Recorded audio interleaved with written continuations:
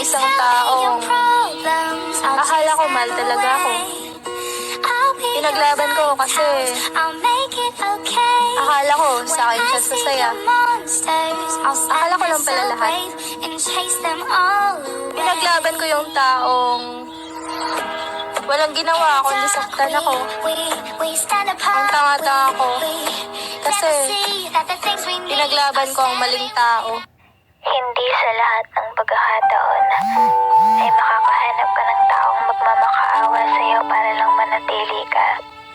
Kaya sana matuto kang magpahalaga sa mga taong gagawin ng lahat. Huwag ka lang mawala. Alam mo ba yung pakiramdam na nakakatamad? Yung naghihintay ka lang sa chat ng isang tao. Yung gusto mong kausap. Pero wala eh.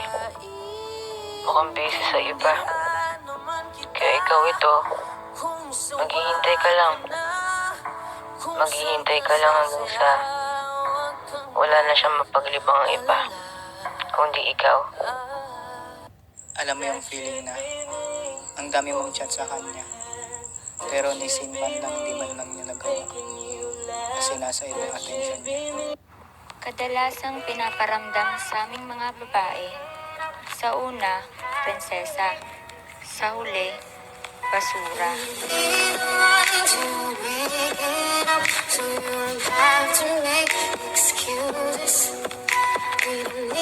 Real talk, bakit mo iiwan yung isang taong hindi ka kayang saktan? Pinagpalit mo yung pinagsamahan yung dalawa at naghanap ka ng iba?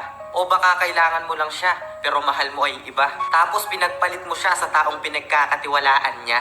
Lang hiya, hindi ka na nahiya? Ginawa niya lahat para sa'yo. Tinuring ka niyang mundo pero binasura mo lahat ng...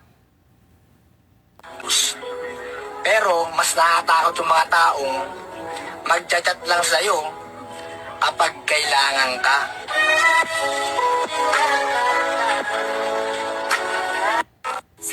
Medyo masakit sa part na kakausapin mo lang ako kapag gusto mo lang. Totoo pala yung sinasabi nila, no? Na kapag nasaktan ka na, you feel nothing but disappointment. Na parang, pag nasaktan ka ulit, okay, sige. Cause you're not surprised and affected anymore.